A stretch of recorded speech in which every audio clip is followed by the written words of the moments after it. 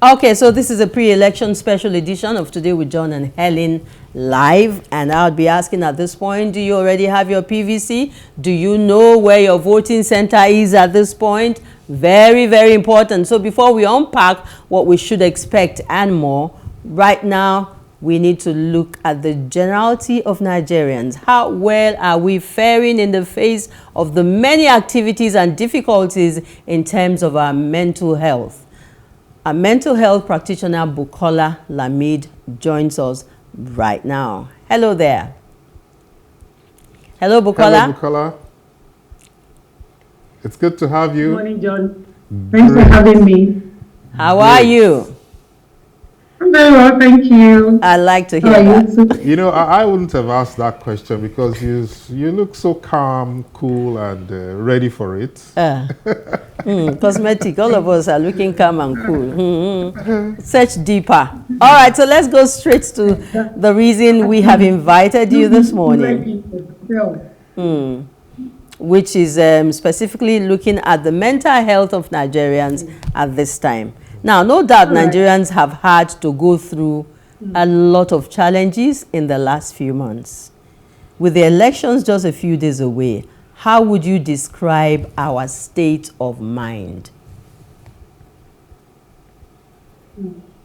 That's a very interesting question. I get to answer people almost every day when it comes to mental health because of what I do. But we first of all need to let people understand what mental health is. What is mental health? Because there's a lot of misinformation, people misconstrue when they hear mental. Okay.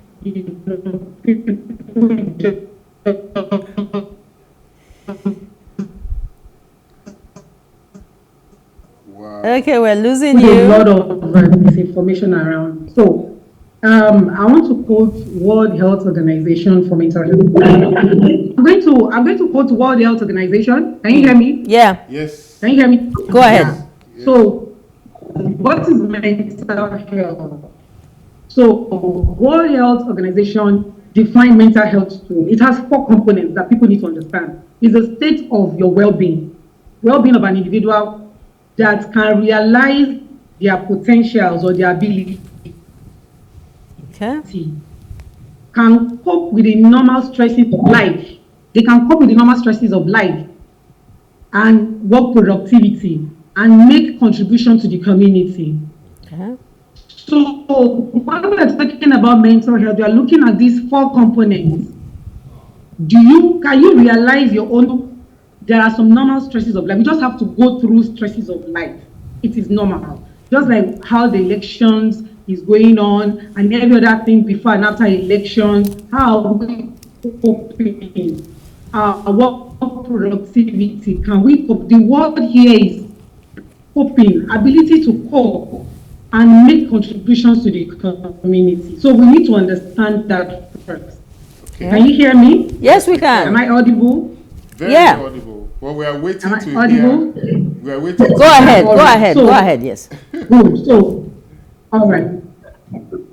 So we need to understand what mental health is first before we analyze mental health. So it's a state of well-being, ability to cope with everyday stresses of life. I mean, life will definitely come with these stresses. For example, with the elections and everything. And one of the things that we must understand about mental health is that right now it can cause a lot of anxiety and there's a lot of stigma around it because people don't really even want to talk about what is happening. Okay, so we need to know how are people coping. And one thing about Nigerians is that we have been so vulnerable, we have been so exposed to a lot of stresses of life that in our way we have, tried to find resilience. Okay. Nigerians are very resilient. We always find humor in everything.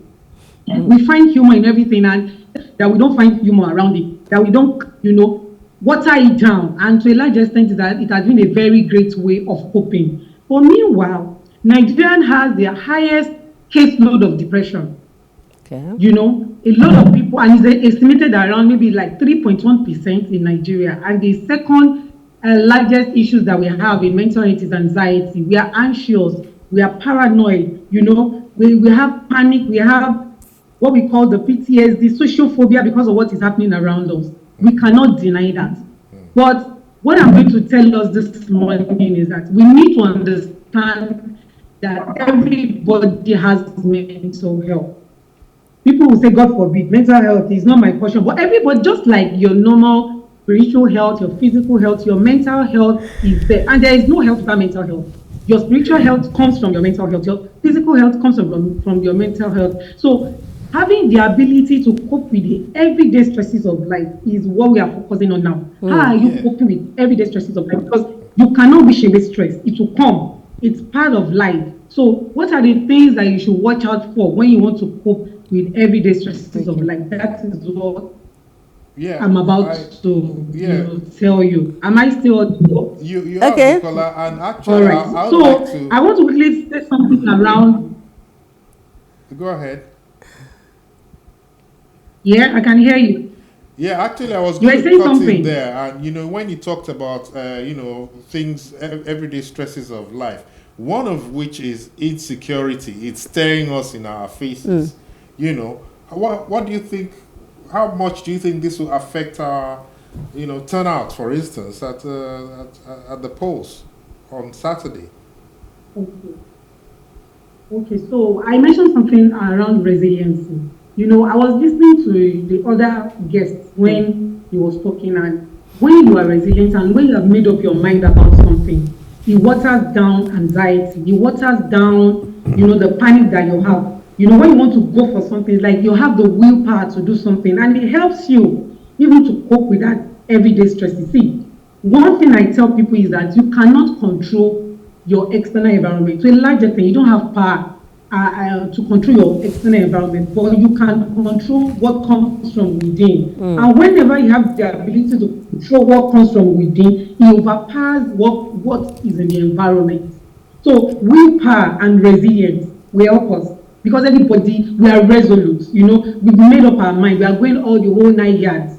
And when you have that kind of mindset, it helps your mental health. Even for people people I work with, when they tell them, oh, you have this kind of disorder, you have that kind of disorder, we tell them that we can only, guide you. It's not left to you to have that willpower to forge ahead. For example, somebody who they told that, they've been diagnosed to have HIV or something. It is not the news that really matters. It is what you do with the news.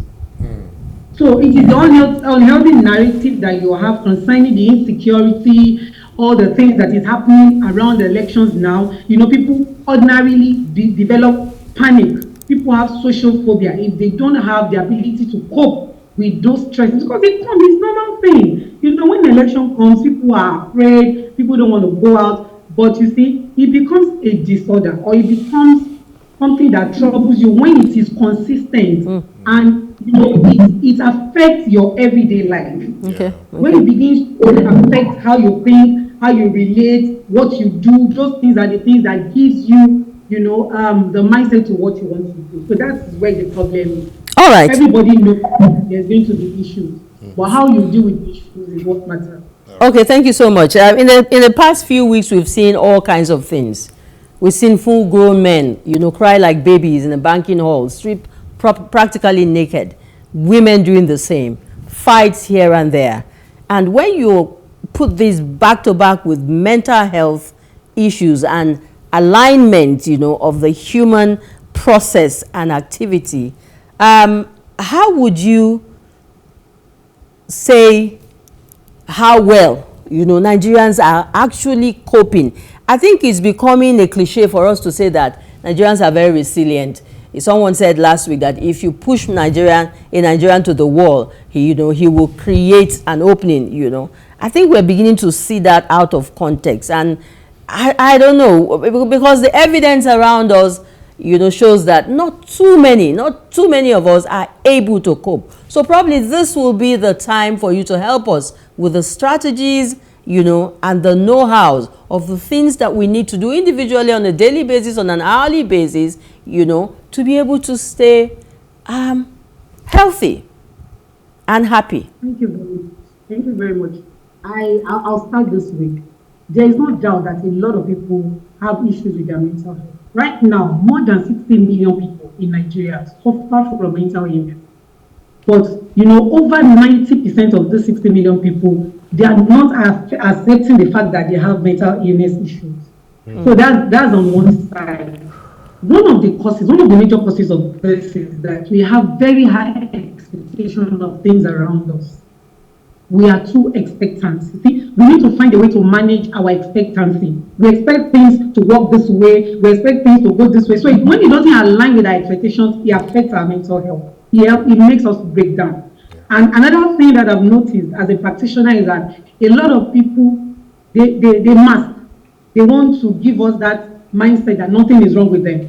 So they are not reaching out. And I tell you that emotions, people are working emotions. We are emotions. We work and we do everything with our emotions. Yeah. And you see, you have to accept emotions, either negative or positive.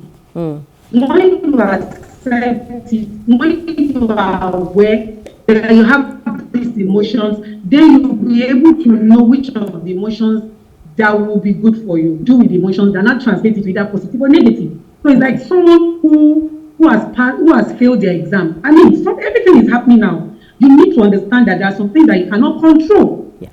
A lot of us want to control the narrative. We want to put everything under our control. And when those things are not, aligning with our thoughts, it gives us issues. So one thing I will encourage Nigerians to do is to have a very low expectation at this point. Anybody, even the electioneering process, the candidates, everything. Because what has brought us here is because we always have this high expectancy of, what is going to happen and do. We are all human and we are prone to errors and mistakes. So when those things happen, when we don't create that opportunity that errors will happen, there will be failure, then it begins to affect our mental health.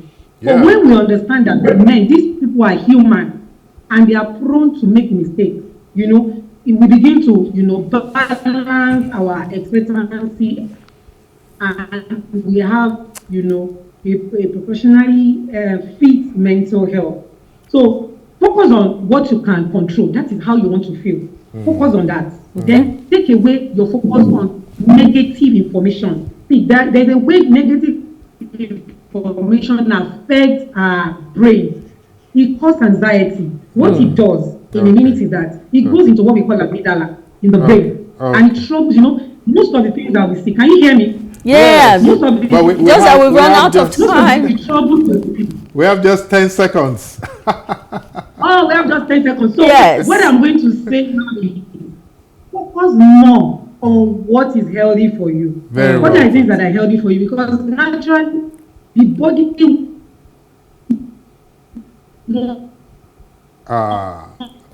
and the network isn't doing justice. Because it thrives in negativity. The body thrives in negativity.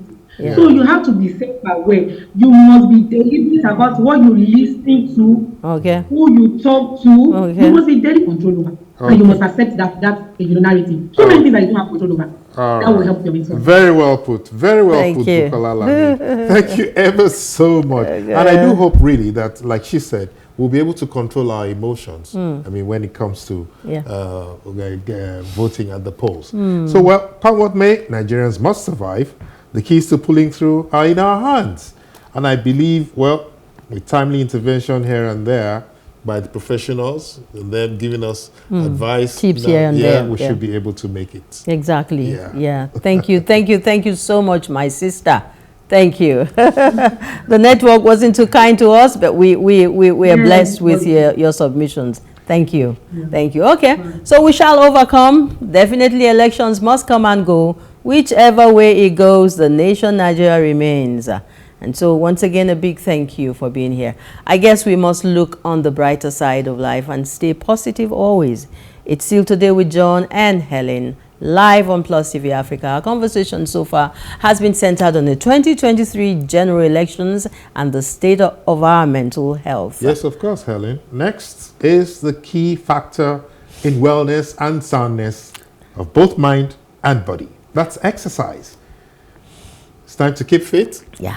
with Dolly Phillips. And from the gym with Dolly Phillips, we shall grab a quick break, then usher in Pharaoh Shonuga and her guest on the wellness and lifestyle segment. Pharaoh always brings it fresh. Right now, I have no idea where she's headed. All right, but first, let's join Dolly and her team. Do us a favor. If you can, get up and join the drill. You will thank us later. Dolly, over to you.